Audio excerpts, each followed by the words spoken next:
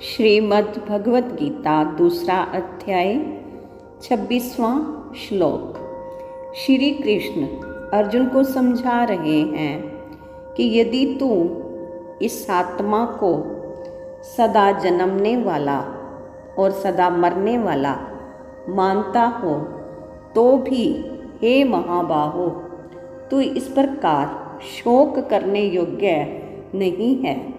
27वां, क्योंकि इस मान्यता के अनुसार जन्मे हुए की मृत्यु निश्चित है और मरे हुए का जन्म निश्चित है, इससे भी इस बिना उपाय वाले विषय में तू शोक करने योग्य नहीं है।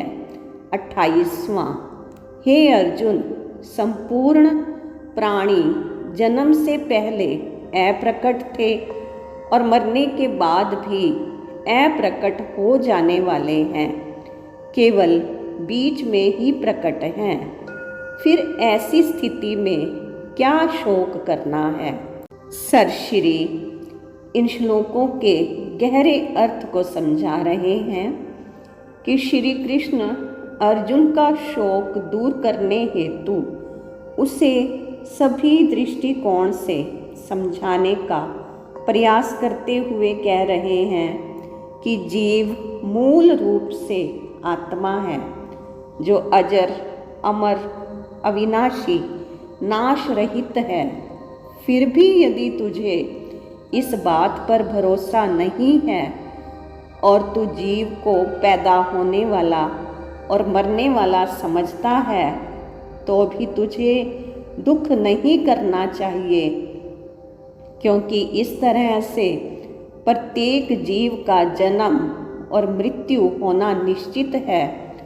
तू मारे या ना मारे, तेरे सभी रिश्तेदार, प्रियजन आदि कभी न कभी मरेंगे ही। तू उनकी मृत्यु को टाल नहीं सकता। श्री कृष्ण अर्जुन को ये भी बता रहे हैं कि जितना समय एक जीव स्थूल शरीर में रहता है वह उतने ही समय हमें दिखाई देता है। हम एक जीव को ना उसके जन्म से पहले देख सकते हैं और ना मृत्यु के बाद, लेकिन इसका अर्थ यह नहीं है कि जन्म से पहले या मरने के बाद वह जीव है ही नहीं। वास्तव में तो जन्म के बाद भी हम असली जीव को नहीं देख सकते, हमें सिर्फ उसकी बाहरी परत दिखाई देती है जिसे हम शरीर कहते हैं। यह कुछ ऐसा ही है जैसे एक महिला हमेशा सिर से पांव तक बुर्का ओढ़े हुए रहती हो और बच्चे उसे देखकर चलता फिरता बुर्का ही समझने लग जाएं। आप इस स्थूल शरीर की तुलना एक इमारत से भी कर सकते हैं। इमारतें बनती हैं, काम में आती हैं और जर्जर होने पर उन्हें तोड़ दिया जाता है। बहरहाल निर्माण कार्य में लगी कुछ सामग्री दोबारा काम में आ जाती है। इसी तरह आजकल इंसानों के बहुत से ऑर्गन्स जैसे आँखें, किडनी, हृदय आदि का ट्रांसप्लांट हो रहा है। इंसान का जन्म, शरीर का निर्माण कार्य और मौत शरीर का नाश है, जीव का नहीं। जीव का ना कोई जन्म है ना ही मृत्यु। उसके भीतर का जीवन या चेतना अमर है।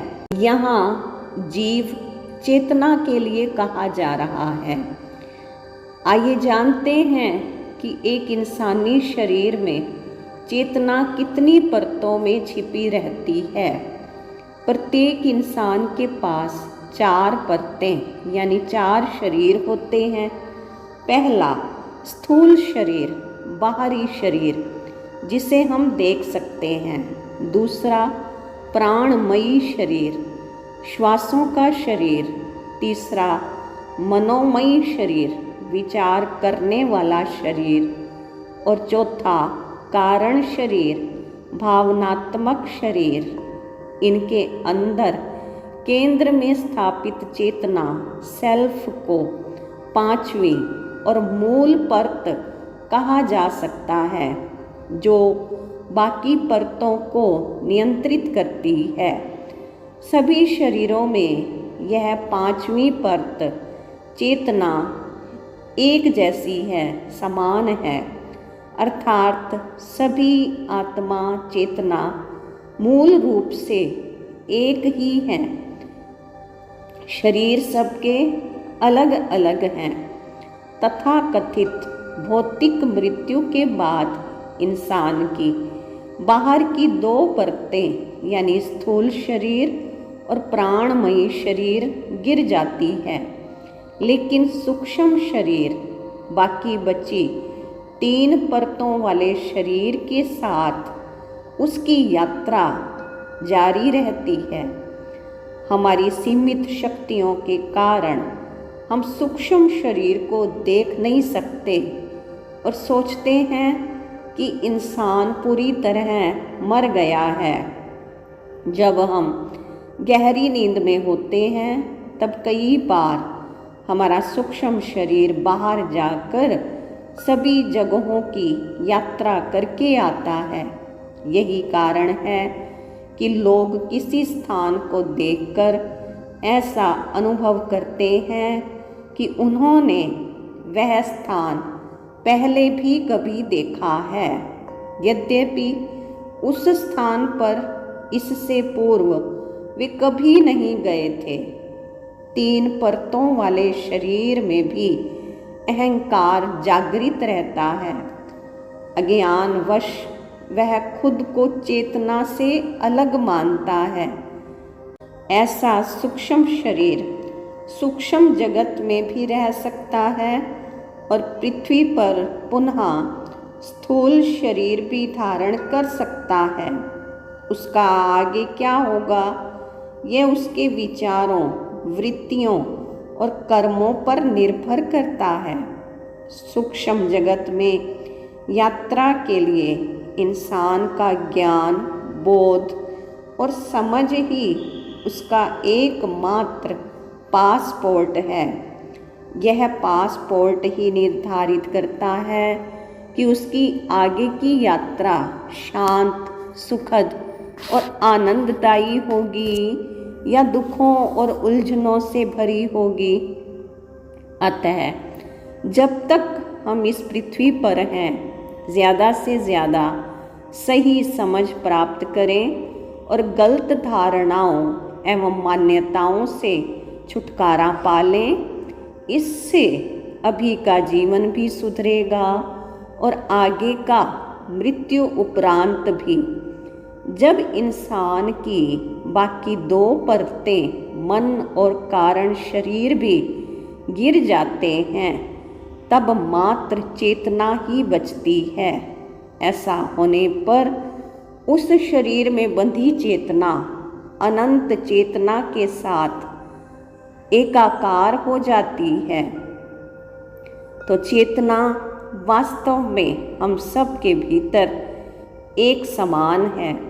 ज्ञान, ध्यान, भक्ति से इंसान जीते जी सभी परतों को भेद कर चेतना के प्रति जागृत हो सकता है, उसका अनुभव कर सकता है। इसे ही स्व अनुभव पाना कहते हैं, जिसे कईयों ने मोक्ष कह दिया है। जब ये चेतना उस परम चेतना से जुड़ती है, उसके संबंध से अपने गुण और शक्तियों को बढ़ा लेती है, तो जीवन की वास्तविकता यानी जीवन में आनंद पाना, आनंद मिलना शुरू हो जाता है। आगे के लिए सरश्री ने मनन के लिए प्रश्न दिए हैं। पहला प्रश्न है, अपनी पात्रता को बढ़ाने के लिए आपकी भक्ति या ज्ञान आज किस स्तर पर है? क्या आप इस बात से सहमत हैं कि इंसान की असली दौलत धन नहीं बल्कि उसकी समझ है, जो आगे भी उसके काम आती है। इस समझ को बढ़ाने के लिए आप कौन से कदम उठाना चाहेंगे?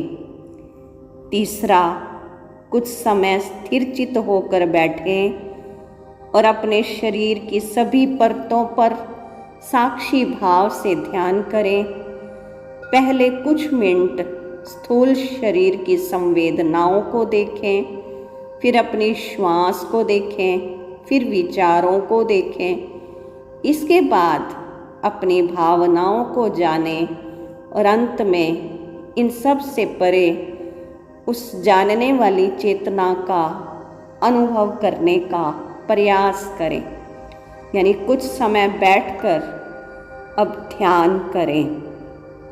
तो बैठते हैं हम सभी कुछ देर के लिए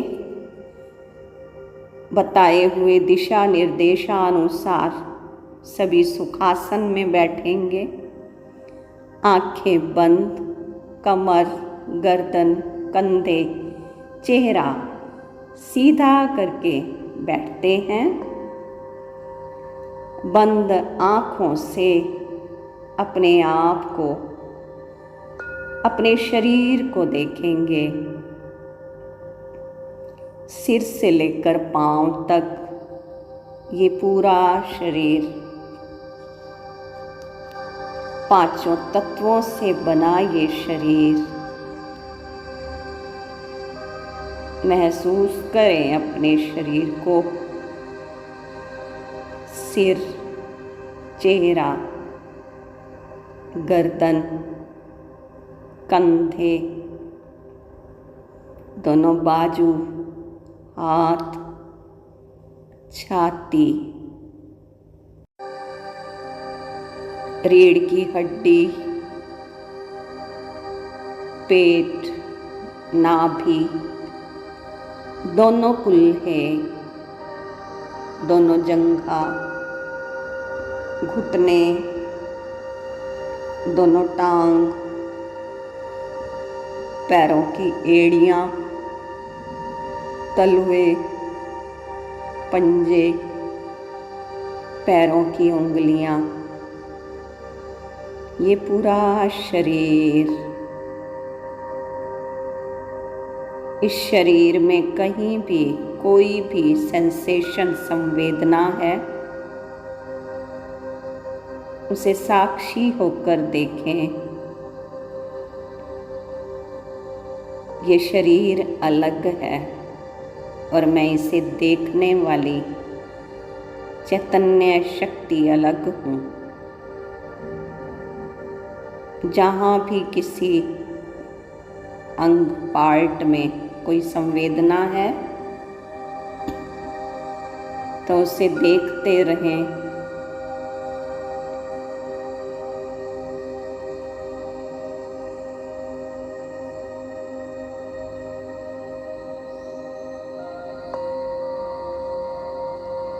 अब अपना ध्यान अपनी श्वास पर एकाग्र करते हुए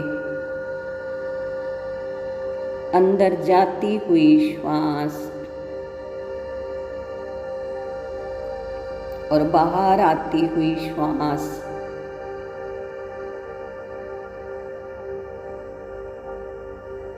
श्वास धीमी है, गहरी है, लंबी है, छोटी है, जैसी भी है, साक्षी भाव से देखते रहें।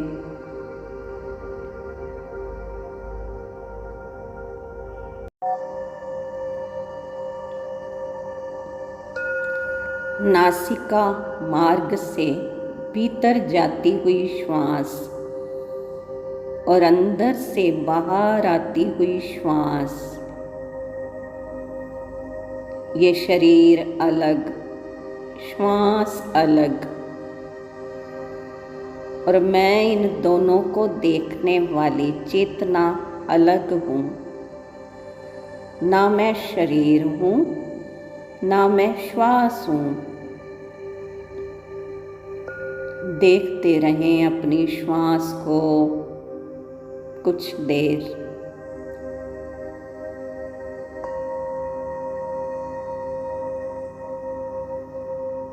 श्वास के आने जाने को साक्षी होकर देखें।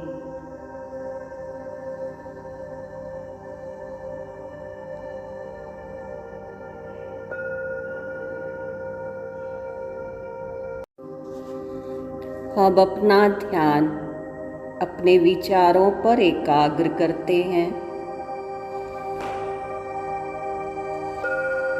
अंदर उठने वाले विचार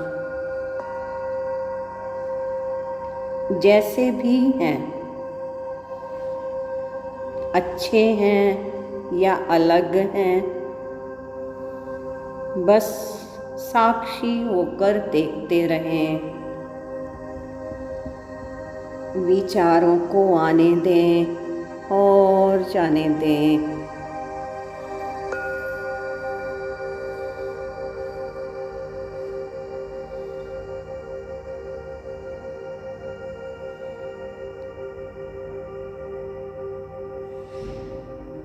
विचारों को रोकेंगे नहीं, पकड़ेंगे नहीं, बस लहर की तरह उठ रहे, जा रहे, विचार आ रहे और कई बार नहीं भी आ रहे, बस देखते रहें।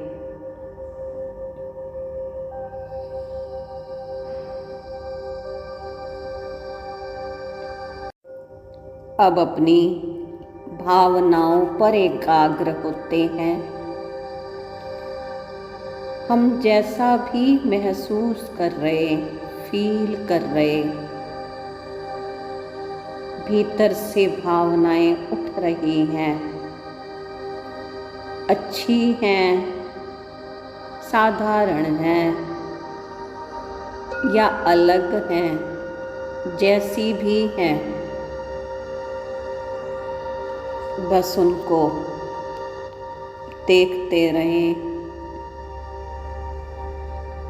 ना मैं शरीर हूँ, ना मैं श्वास हूँ, ना मैं विचार हूँ, ना मैं भावना हूँ। मैं तो इन सब को जानने वाली एक दिव्य चेतना शक्ति हूँ।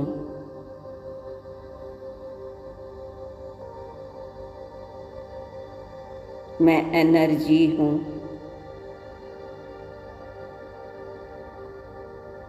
ये सब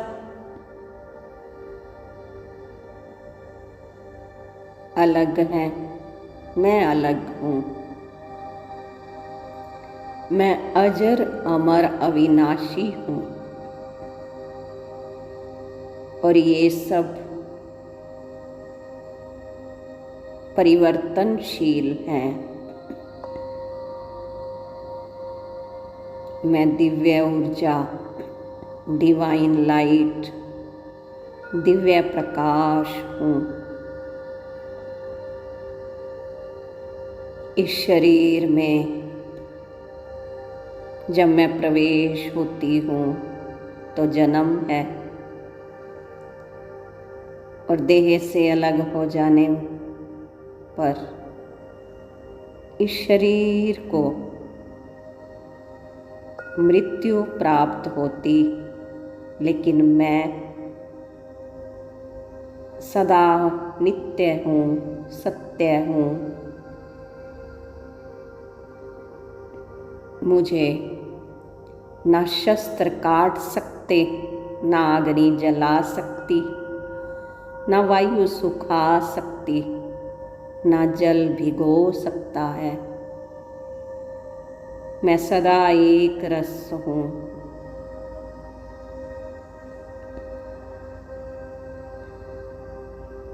चैतन्य शक्ति हूँ।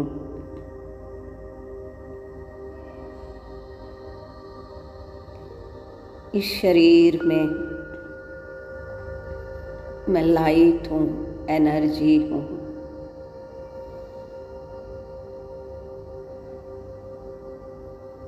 जहाँ हम तिलक लगाते हैं वहाँ अपने आप को एक जागती ज्योत के रूप में महसूस करें।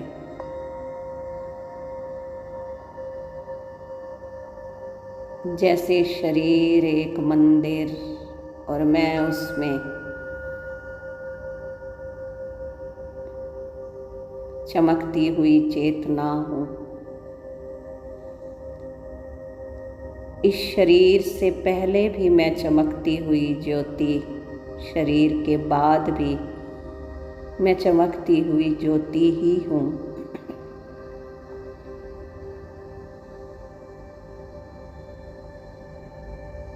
एक लंबा गहरा सांस लें और पूरा छोड़ते हुए, मुस्कुराते हुए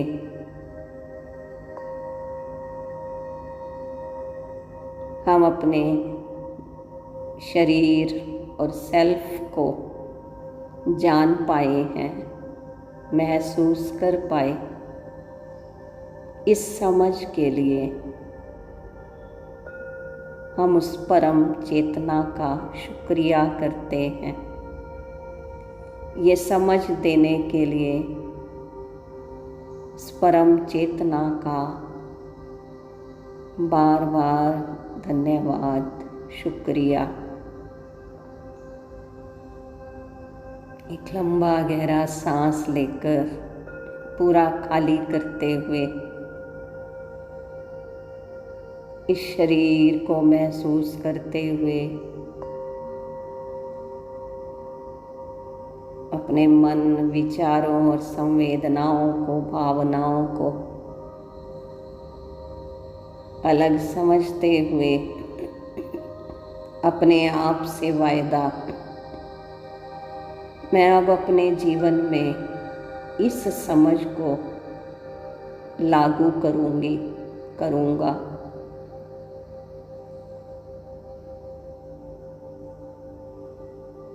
मैं चैतन्य शक्ति, इस शरीर से कर्म कराने वाली सत्ता हूँ।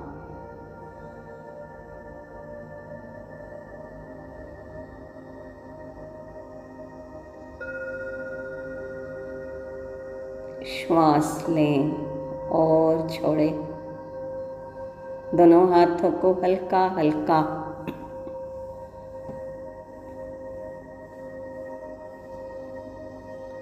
रब करते हुए आँखों पर ले आएंगे। आँखों को 3 बार हाथों के अंदर खोलते हैं, बंद करते हैं और धीरे से पूरे शरीर पर इन हाथों को घुमाते हुए धीरे धीरे अपनी आँखें खोल लेंगे। ये आज का अभ्यास इस तरह, इस अभ्यास से हम सेल्फ को रियलाइज करते रहेंगे। ये स्व अनुभव करना ही मोक्ष है। मोक्ष मृत्यु उपरांत नहीं है। अपने जीवन में जीते जी मुक्त अवस्था में समभाव से जीवन व्यतीत करना ही मोक्ष है।